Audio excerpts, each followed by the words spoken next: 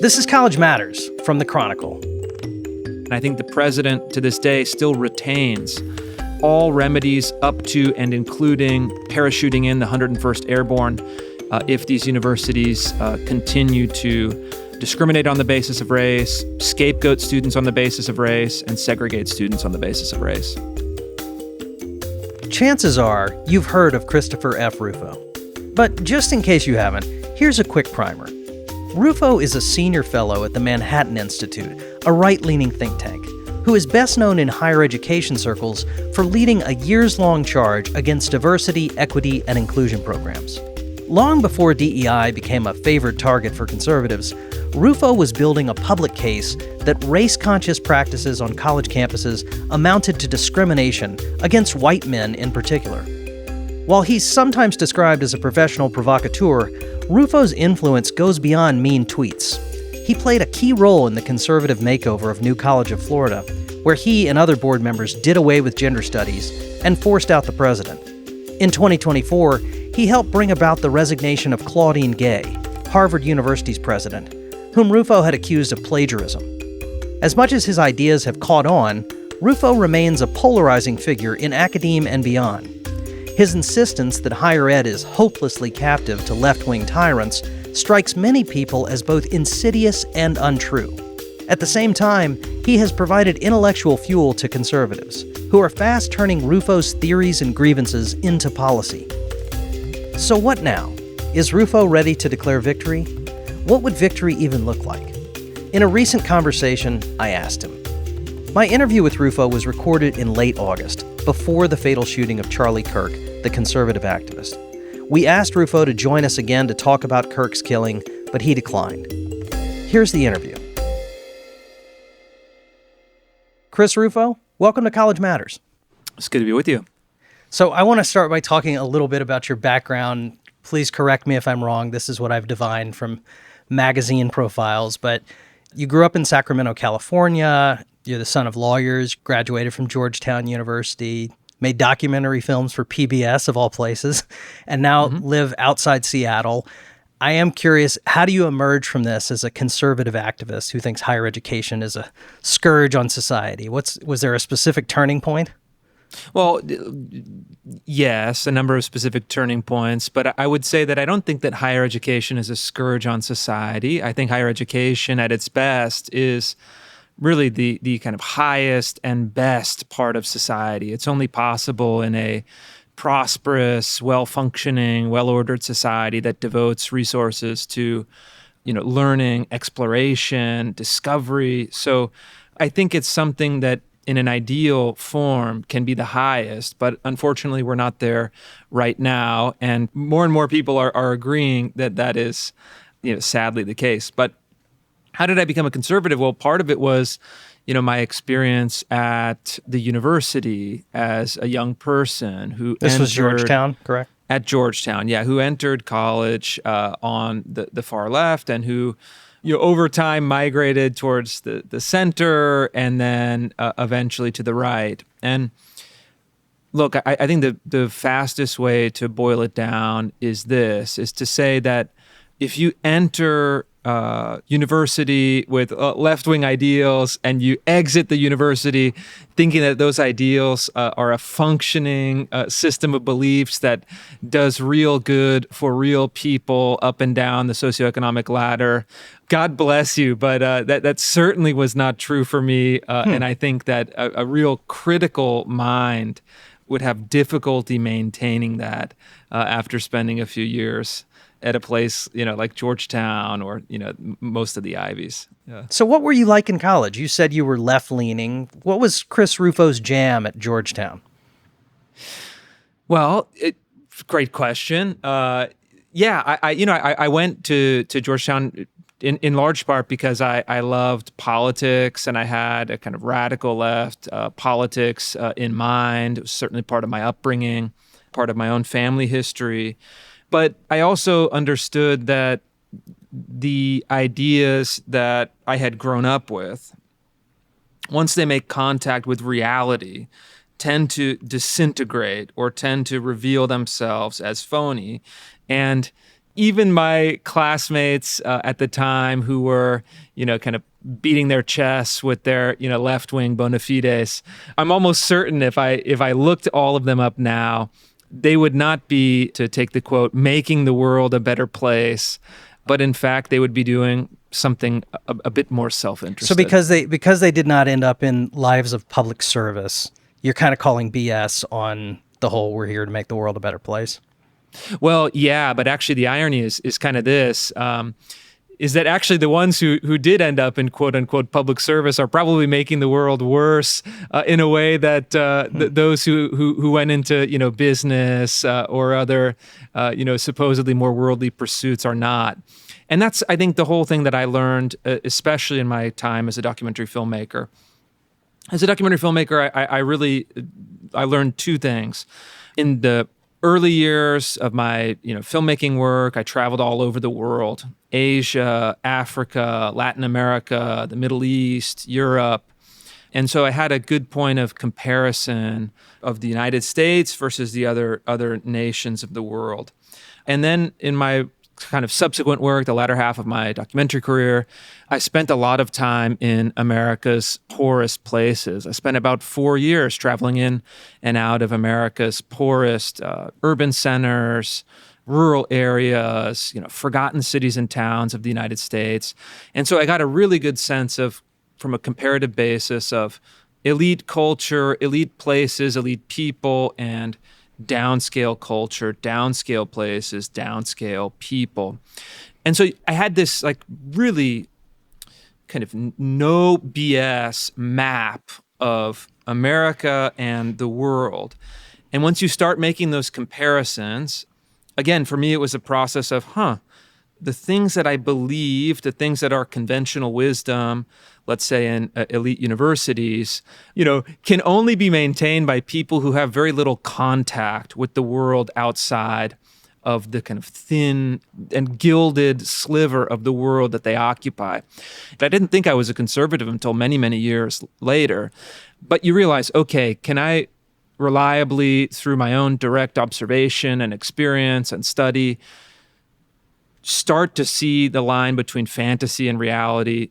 Do I know the things that I love and want to protect? And therefore, what are the things that I have to fight against in order to do so? And one of the things that I think you identify as fantasy within higher education really is the DEI apparatus, the diversity, equity, and inclusion programs. As you know, a lot of these really came into vogue after George Floyd's murder for reasons that probably don't need explanation, but it became a politically toxic term. Universities are dumping DEI as fast as they can. A lot's happening that you sort of wanted to happen. Do you feel like you've won? How would you even know if you had? I'm certainly gratified to see and to hear that universities are dumping DEI, or at a minimum running away from DEI as fast as they can. That's certainly been my goal for the past number of years. And to see it come to fruition is magnificent, given the simple fact that those of us who ran the anti-DEI campaign are dramatically and almost impossibly outmatched by the multi-billion-dollar DEI apparatus across higher education, corporate America, government, schools, et cetera.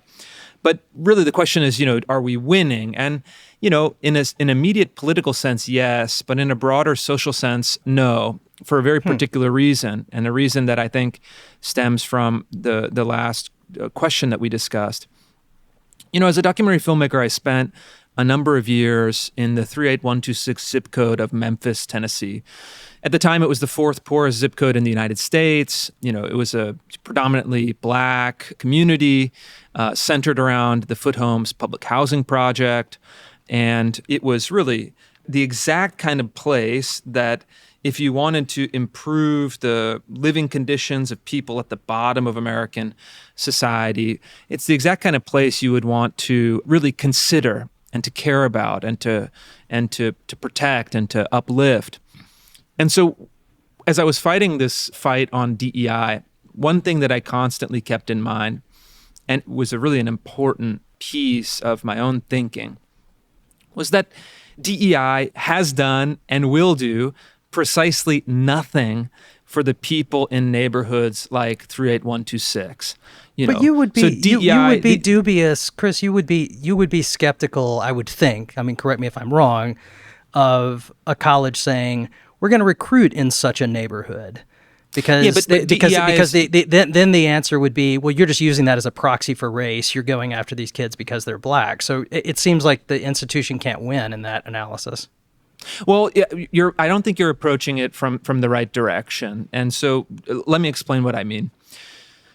If your concern after the death of George Floyd was we have to have a better society, we have to go for racial equality in terms of material conditions, educational outcomes, other possibilities, I would actually be with you.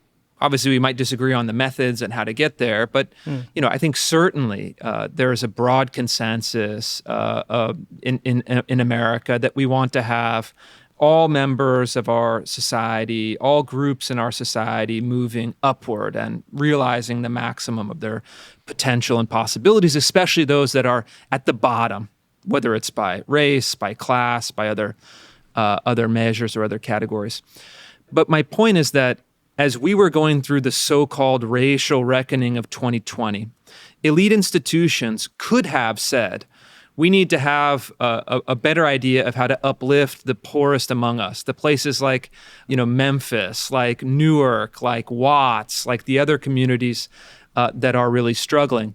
But instead, in a very self-interested way, they said, no, the key social justice imperative today is to have DEI programs at universities that implement, racial hiring quotas in the sociology department.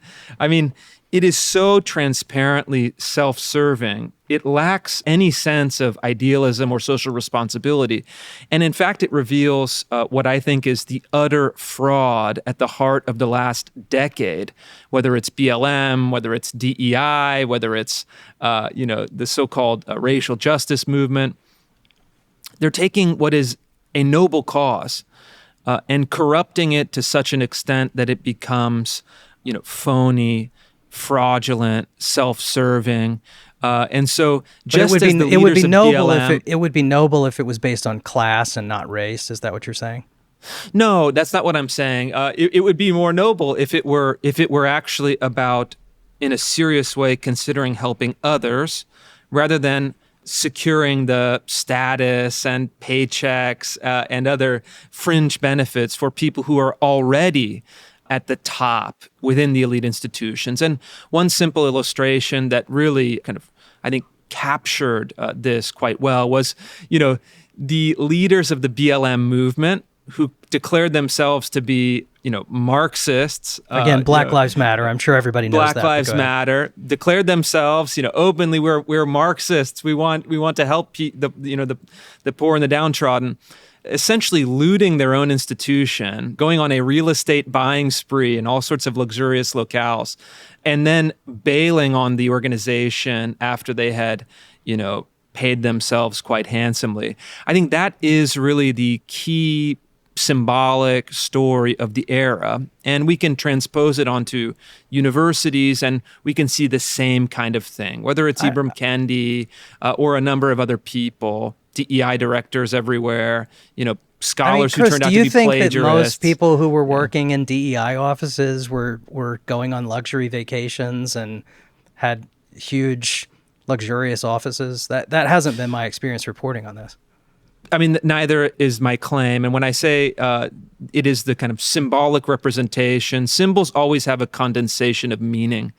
And so, sure, the DEI office at University of Michigan, which a number of years ago was the largest in the country, I'm sure that not all of them were buying multiple houses, yes. But certainly what they were doing was looting the taxpayers of the state of Michigan for work that was at best counterproductive and at worst outright illegal and a form of institutional fraud. And so I think that the metaphor holds across institutions with varying degrees of intensity. But this, to me, at this point in 2025, seems to be the tacit consensus. Okay. So one of the things I wanted to talk to you about was just how much the conversation has changed in this country during the Trump administration, but even before, and I think you're a big part of the reason for that. But I want to dig into a little bit of where there might be common ground or not be. One of the things that I've sort of noticed, just as somebody who covers higher ed, is that it used to not be at all a controversial position, I think, in higher education to say a university, particularly a public one, should ideally have a student body that reflects the racial and ethnic demography of the state or the community they serve. That wasn't considered a scandalous thing to say. You might not hear a college president even say that now, and I think you can disagree on how universities go about making that happen, but I'm curious whether you think that's a good goal in and of itself. Is there any merit to the idea that universities ought to look like their states and their communities? Look, we've been having this debate for a number of decades. You can go back to California and then, Washington State, now many decades ago, debating whether or not that idea, the idea that we want to have a rough, proportionate balance of demographics within the university, is A, desirable, or B, something that is possible within the limits of the law. And so the question becomes then, even for those who support the general concept, how do we get there? And the answer from the left was originally called affirmative action, the idea that you set out some quotas and select people on different standards so that you can fill the quotas. You can fill the various identity buckets in a incoming freshman class, for example. And this was how things were conducted. But the problem is that Americans actually do not like that. They do not want racial quotas. They do not want to be rewarded or punished on the basis of their ancestry. They want to be measured solely on their accomplishments. And even in states like California and Washington State, where I live, which are some of the furthest left politically, have consistently, when asked via initiative, rejected the idea of affirmative action, of DEI, of racial quotas, whatever euphemism you want to use. Even the furthest left voters in the United States say we do not want racial preferences in college admissions. And so I think the question is really incumbent upon the people who run these institutions, knowing that from the Supreme Court and just a simple reading of the Civil Rights Act, and also any kind of public polling or initiative process around the country, why did the universities continue to discriminate on the basis of race when every legal standard and every measure of public opinion indicated that the American people were dead set against it? And so when we get out of operating by euphemism or generalization and we talk with more specificity about how these institutions are run, I think it was inevitable that we come to this point of clash. And that's essentially what we're talking about, is how do we navigate this question? And I think the universities have found themselves in a state of unrest, in a state of chaos, because they're realizing that actually they've been operating against the majority opinion for a very long time. And when it became a salient issue in the last couple of years, they're starting to see the political consequences. But what do you make of that goal? I mean, I appreciate where you took your answer, but what do you make of the goal that, our faculty and our students ought to look like the communities we're in?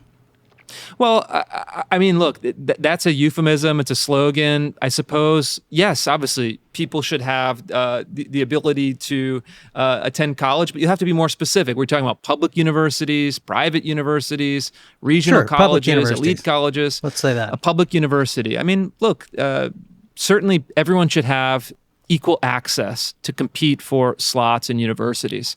I think that carefully managing and consciously putting your finger on the scales by race is not only illegal, I think it's actually impractical and ultimately counterproductive. And look, if you see Berkeley has a certain demographic cast, if CSU Fresno has a different demographic cast, that's fine. And I think that the system in every state in the United States is sufficiently deep for all groups to have a good shot at getting a higher education. And for me, that's more than enough.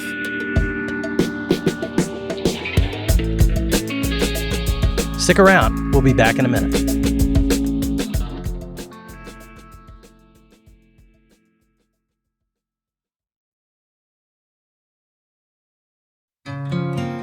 Hi, I'm Fernanda Zamudio Suarez, a producer at College Matters. If you're enjoying the show and want to support us, I hope that you'll follow on Apple Podcasts, Spotify, or wherever you get your podcast. You can also leave us a review or invite a friend to listen. At College Matters from the Chronicle, we want to give listeners like you insightful audio journalism about higher education that you won't find anywhere else. By subscribing and spreading the word, you'll help us do just that. Thanks so much for listening.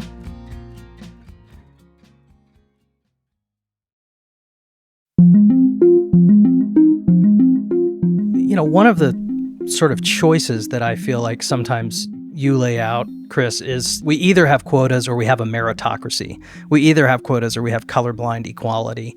And I want to drill into that a little more because I think meritocracy sounds very good in theory to a lot of people. But when you talk to people in college admissions, I think you'll hear it's not that simple. It feels good to say, well, we're just going to look at SATs and GPAs, and that feels objective. But we know students from wealthy families have a leg up in terms of preparation at expensive private schools. They can afford college consulting. There's a strong chance there'll be legacies. I'm curious how that figures into your notion of a meritocracy. Is a first-generation student from a poor family with a 1600 SAT no different from a prep school kid whose parents are doctors? Well, let's get to that. But before we get to that, let's clarify terms here. I've been very careful in my work, and maybe I have slipped because it's such a common word. But I really have tried very carefully to not use the word meritocracy. I think meritocracy is a concept that is vague and amorphous, not always helpful in clarifying what we mean. And so I don't think that I've framed it as meritocracy versus DEI.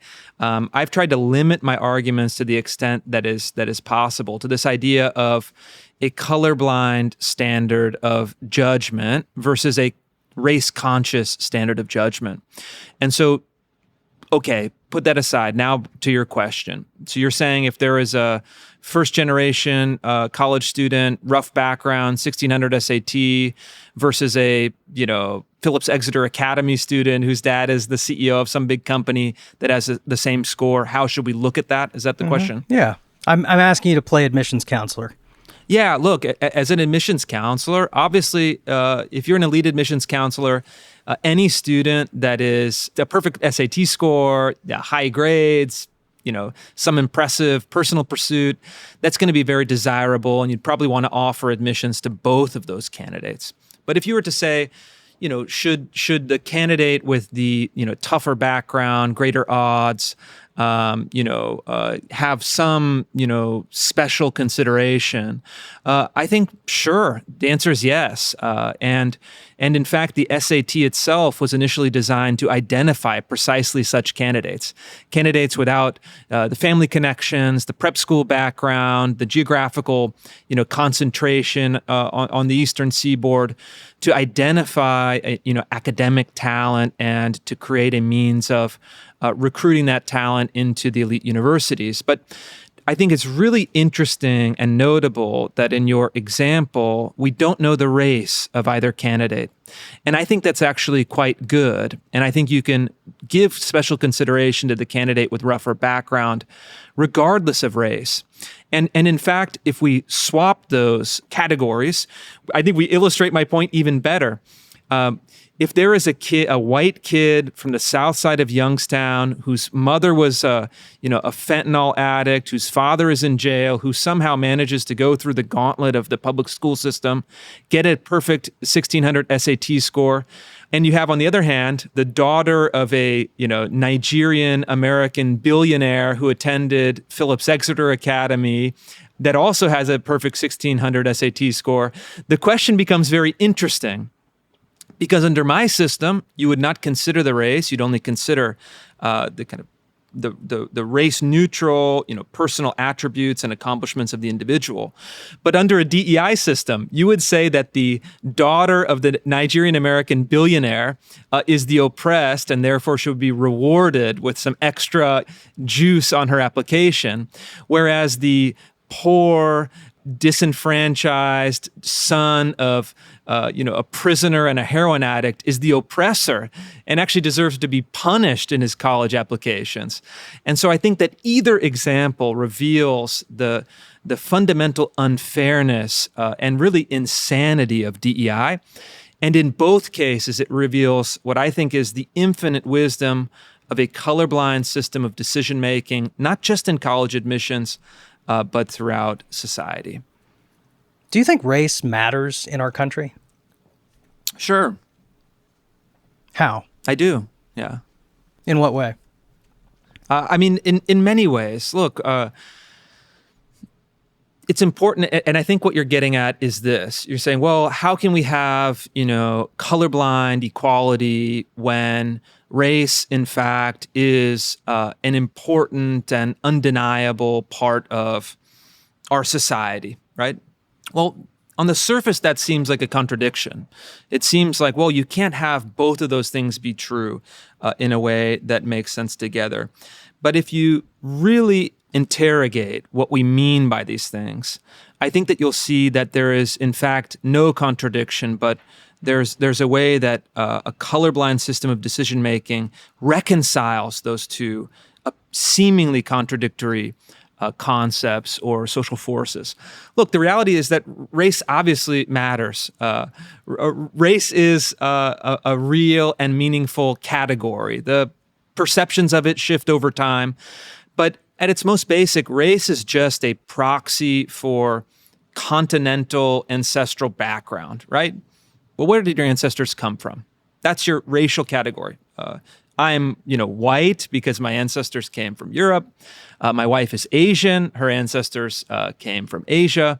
It's completely real. It's meaningful. It's actually, useful and valuable.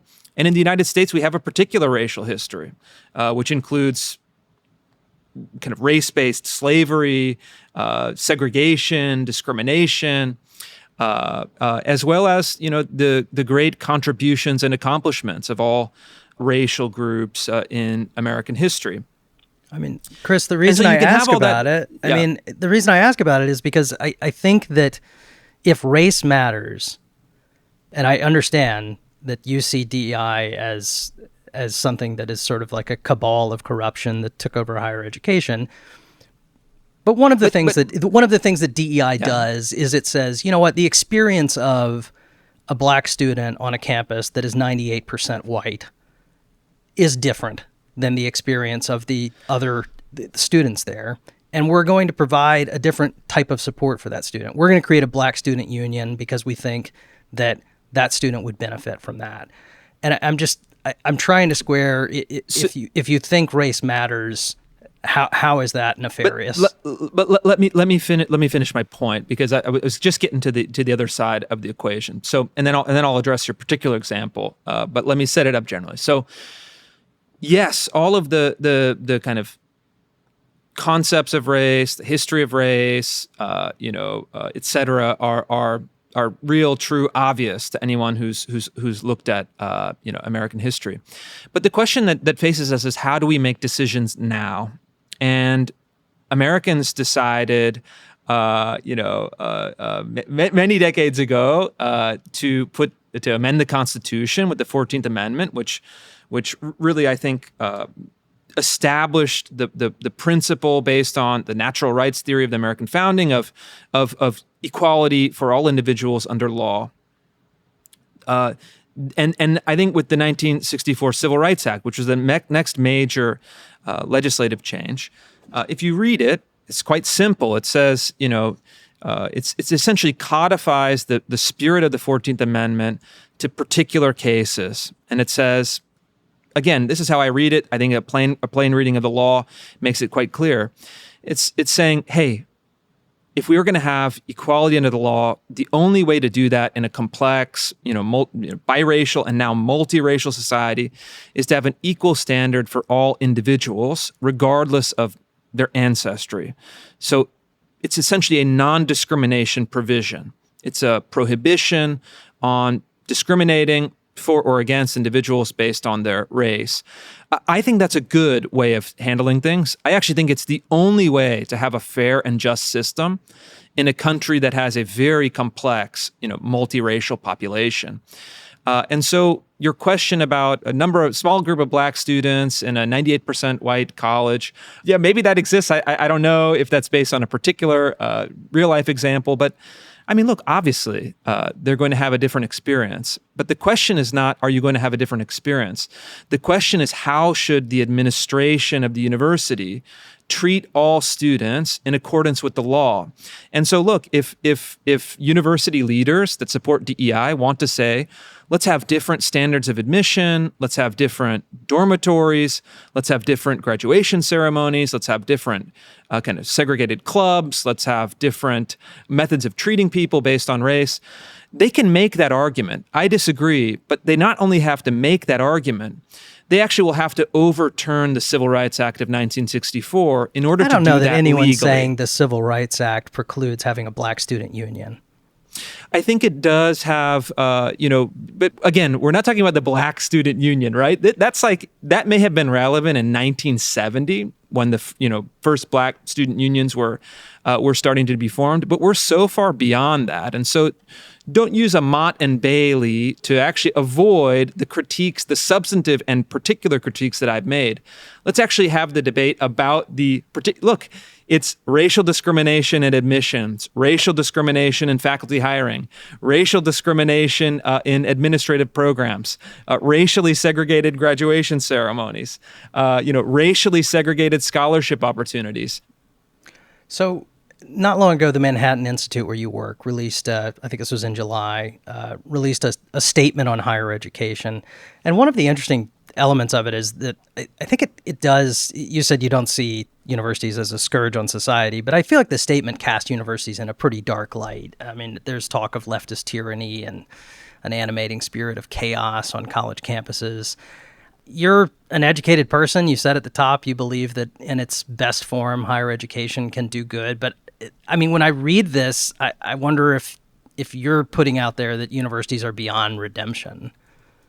No, I mean, if you read it closely, you'll see two things. You'll see that actually in the opening paragraphs, we cast the universities as the bright lights of our civilization. And we recapitulate the kind of greatest successes of America's institutions of higher learning. And then by the end, we close in the final paragraph, the conclusion of the statement. We close with an ambition for reforming and restoring those institutions to their original purpose and to new heights. And so the idea is that, yes, we have a critical assessment of where universities have gone wrong, but we recognize both the highest aspirations of universities in the past and the highest aspirations of universities in the future. Yes, we're critical at times, but it's only critical because it is such an outrage what's happened to our once great institutions, and we wanted to generate enough energy to kind of prop them back up and to actually motivate leadership and the people more broadly to adopt significant and commensurate reforms. I mean, if we're to look at your accomplishments, we have talked about how I think criticisms of DEI that might have been a little more fringe are pretty mainstream now. They've certainly been embraced by the Trump administration, by governors across the country. But another area that you might point to are some of these leadership changes at institutions. And you're well known for leading this successful effort in 2024 to force out Claudine Gay, who was the first black president of Harvard. You produced evidence. Why do you say first black president? Why is that important? I think it's significant that she was, in light of the fact that your anti-DEI stance is so connected to race. I don't understand. I mean, is the criticism or is the idea that I think it's rewarded or punished because she's a black woman? I think it's relevant information in light of how prominently race figures into your larger goals and agenda. No. I mean, maybe that's for you to say, but what I would say about Claudine Gay is that ultimately, that actually a hyper consideration of race was the problem all along. I mean, she rose through the academy with a very kind of discriminatory, left-wing, racialist ideology. She established a discriminatory and illegal DEI bureaucracy as dean and then president at Harvard.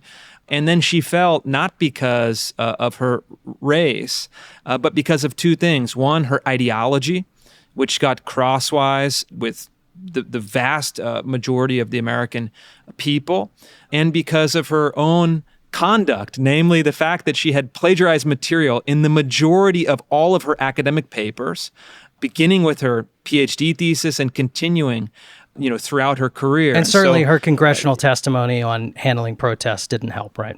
And that was also a big part of it. But I think one should judge, Claudine Gay and others on their conduct, on their accomplishments, on their policies. And I think that if one does that, you'll be better off than considering, race and gender. I was going to kind of tick off another list of Go ahead, folks yeah, make the list. Yeah. No, but I mean, you probably have this hanging on your wall, but you more recently essentially sunk Santa Ono's candidacy to run the University of Florida by digging up some of his past positions on DEI. There are other sort of DEI casualties in higher ed leadership of late. The president of the University of Virginia resigned essentially over DEI issues. And there's a similar campaign now to oust George Mason's president, who at the time of this taping is still on the job. What's the end game here? Well, there's a immediate goal, and then there's the kind of generalized goal. So the immediate concrete goal is precisely that, is to identify academic leaders who are promoting discriminatory DEI policies, who have expanded the DEI bureaucracy, who have really moved universities away from the pursuit of truth and towards a very partisan ideological activism, and to hold them accountable in the court of public opinion, and then ultimately within the governing bodies of their home institutions. And so we saw that with Claudine Gay, with Santa Ono, with the University of Virginia, hopefully with the George Mason University. So obviously the immediate goal is, all right, let's go and try to run a pressure campaign on this particular person at this particular institution, right? We've had, as you've said, we have a number of successes there. But the general goal, what does that do? Okay, there's 3,000 universities. You can't, overturn the leadership in all of them. That's not possible. It's not desirable. It's not, practical. But what it does in a generalized way is very interesting. All of the sudden, you're improving the leadership decision-making at every university across the country. Well, why? Let's take a couple of examples. First, plagiarism. We knocked out a couple high-powered academic leaders who we proved plagiarized, which is academic fraud. And so I think that from now on, any university search firm will be conducting a plagiarism check as part of its background review.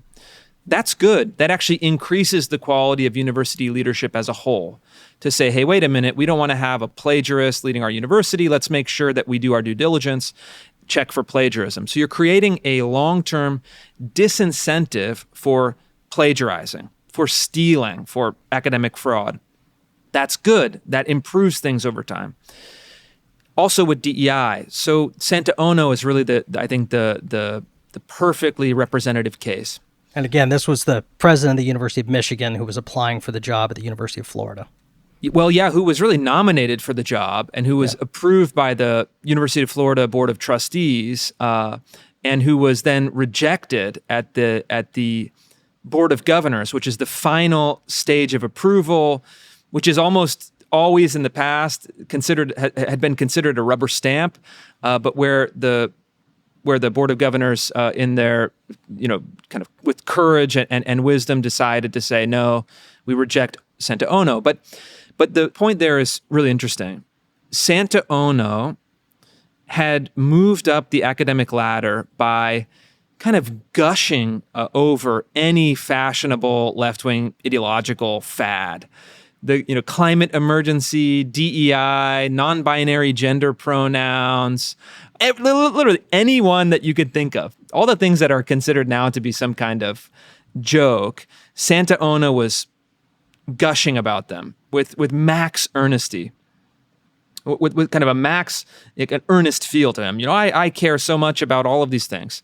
I think it was cynical. I don't think he really meant it, but he was very shrewd in climbing the ladder and said, I'll just, go over the top with all of these kind of left-wing ideological fads. Okay, fine. But now that he was, bumped from the University of Florida, you're creating another wave of generalized shift in incentive.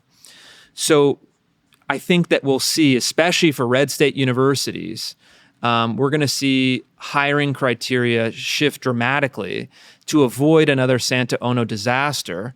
And it's going to reward candidates. It's going to essentially punish candidates who have a history of left-wing ideological fervor and reward candidates who are serious, sober, focused on truth-seeking, focused on Does that mean improving and conservative? reforming institutions.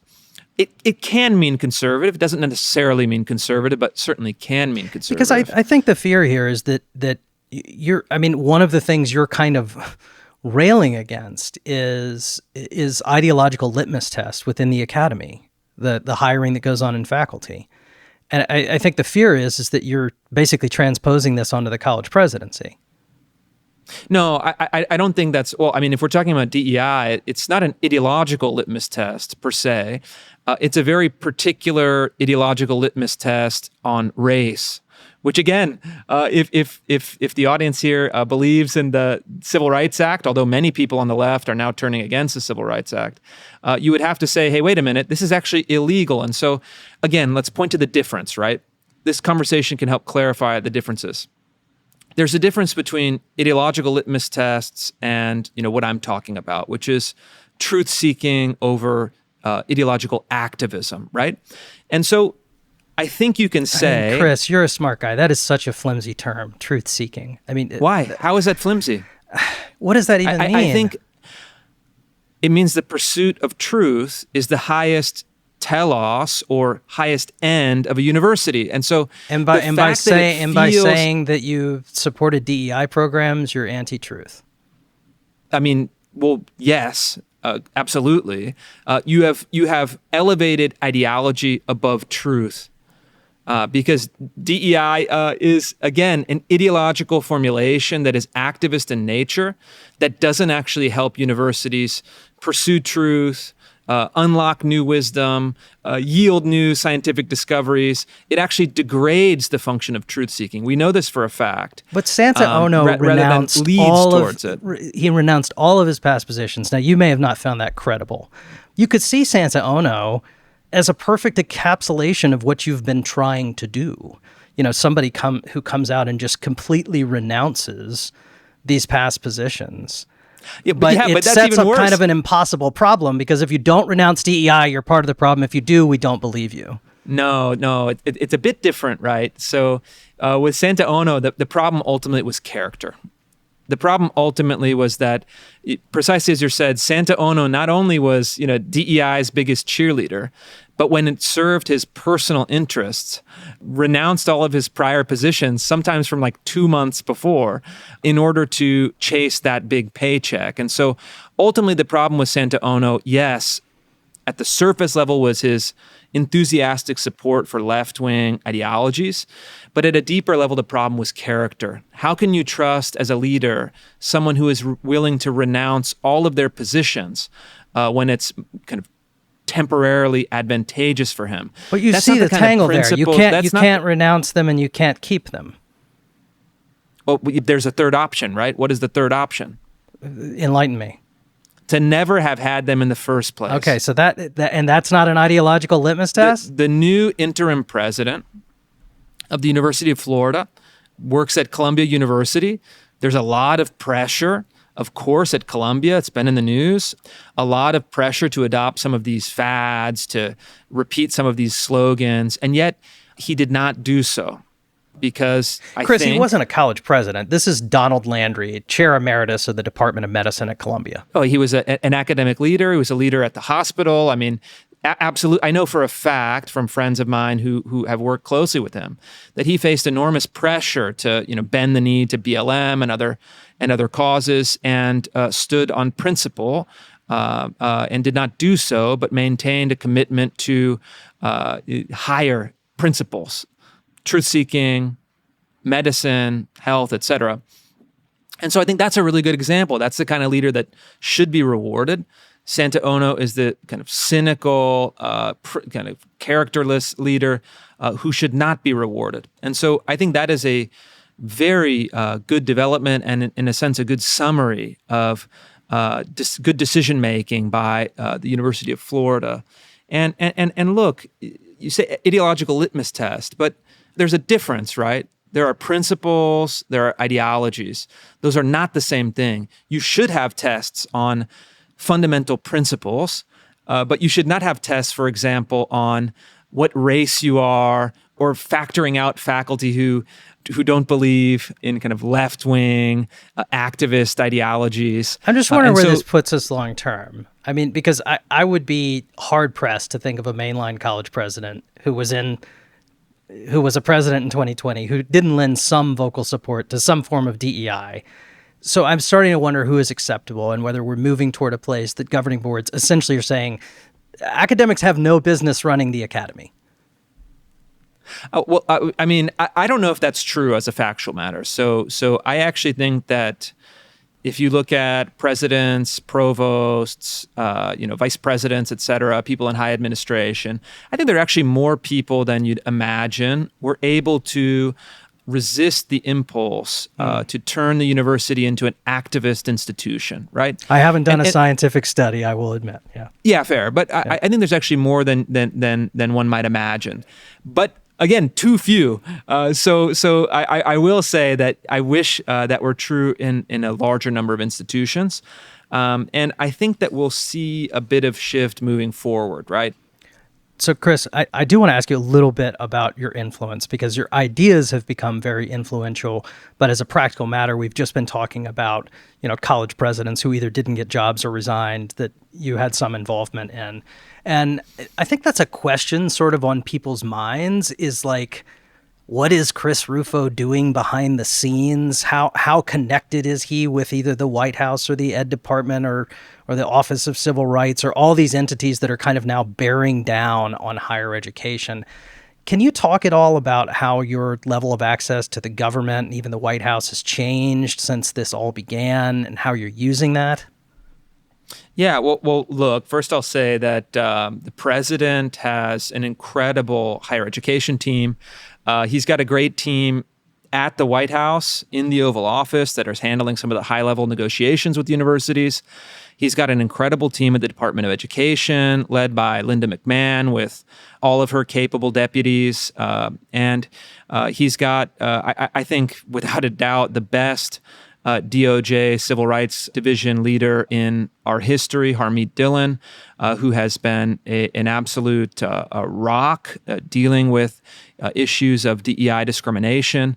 And look, I'll say personally, and this is public notice, I'm not not betraying any confidences, but all of those institutions have reached out to me since the inauguration, even on Inauguration Day, to share some of the reporting that I've done, to provide materials that I've acquired, and to have conversations and do give some at least advice from my perspective. And so I'm very grateful that they have done so, grateful that they have been listening to the arguments have been making, taking action on some of the particular injustices that I've highlighted, and I just can't speak highly enough of the whole team. What's been your direct involvement, if anything, on the pressure that Gregory Washington, president of George Mason, is facing now? He's facing a lot of pressure to resign or be fired, claims of discrimination from the Office of Civil Rights based on hiring and promotion. Yeah, it's a great question, and there's a funny story behind that. So I actually wasn't aware of this. I wasn't tracking it. I didn't know who the president of George Mason University was a number of months ago. And then there was an article in the Chronicle on Higher Education with a really cool graphic basically saying Chris Rufo is part of some secret cabal that is working to take down the president of George Mason. And so my initial reaction was like, oh, that's funny. I actually have never heard about this person, don't know anything about this person or this effort, but I had some ideas of who might be in the cabal, and so I quickly reached out to them, and they have welcomed me into the campaign. So you're cabal Gregory adjacent. Washington. I was cabal adjacent, but Okay. actually because of the prompting from your magazine, I actually fulfilled the destiny and got involved. And, I've been working in a very limited way, but hopefully an effective way to amp up the pressure on this university president who really has overseen, as the Department of Justice and Department of Education are investigating, has overseen a pretty industrial grade discrimination machine through George Mason's DEI department. And I think that he should step down immediately. I think that the board, the next time it meets, I hope that they'll be calling a special meeting soon, should absolutely relieve him of his duties. And I think that the government should really press George Mason to permanently dismantle its discriminatory DEI bureaucracy, which was per capita, one of the largest in the country. And again, this notion of the White House or the Justice Department sort of working hand in glove with the activist community, you see this as a positive development? Yeah, it is a positive development, and it's one that's not unprecedented. So, of course, previous presidents and administrations have worked with think tanks, scholars, civic leaders on policy. They continue to do so. And if anything, and maybe we can kind of leave with this provocative point. If anything, I think they should take stronger and even more decisive action against these institutions. And for me, the frame of reference is the campaign to desegregate universities in the 1960s, the early 1960s. And your listeners may recall that, in fact, the President of the United States, President Kennedy, actually sent in armed, sent in the 101st Airborne troops to forcibly desegregate universities. I think he established an important precedent, and I think the president to this day still retains all remedies up to and including parachuting in the 101st Airborne if these universities continue to discriminate on the basis of race, scapegoat students on the basis of race, and segregate students on the basis of race. So you would equate the presence of DEI programs or admissions policies that take some consideration into essays that mention race with the desegregation movement of the 60s? That's not exactly what I said. And of course, obviously, if you look at it as far as intensity, right? Obviously, what's happening today is not nearly as intense as what was happening in 1960. But the principle is still the same. Discrimination is discrimination. Segregation is segregation. Scapegoating is scapegoating. And the precedent is still the same. The president, under Article 2 of the Constitution, retains the power to enforce the law, to make sure that universities are adhering with the Constitution and the Civil Rights Act. And I'm not saying that the president should send in the 101st Airborne. I'm merely saying that he retains the right to do so under the Constitution and longstanding precedent. Well, if he does, I'm going to give you a call. Yeah, I expect that you would. I don't think it's happening. I don't think it's necessary at the current time. Well, you've put the idea out there, Chris, and we know how these things work. But I think that, the idea should be floating out there. I think it's one that is worth consideration. All right, Chris. Look, you've been a good sport. Thanks for coming on here. I really appreciate it. Thank you.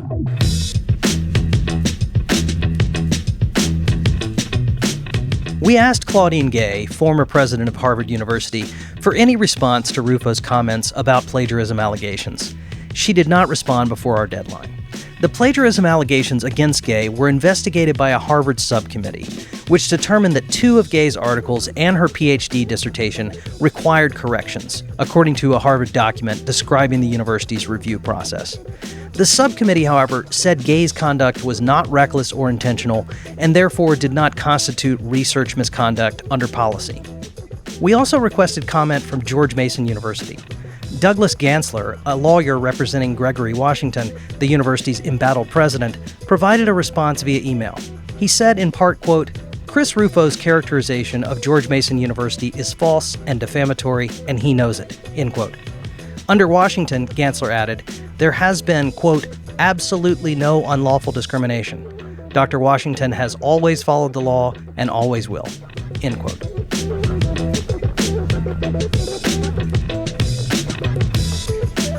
College Matters from the Chronicle is a production of the Chronicle of Higher Education, the nation's leading independent newsroom covering colleges. If you like the show, please leave us a review or invite a friend to listen. And remember to subscribe on Apple Podcasts, Spotify, or wherever you get your podcasts so that you never miss an episode. You can find an archive of every episode, all of our show notes, and much more at chronicle.com/College Matters. If you like, drop us a note at collegematters@chronicle.com. We are produced by Rococo Punch.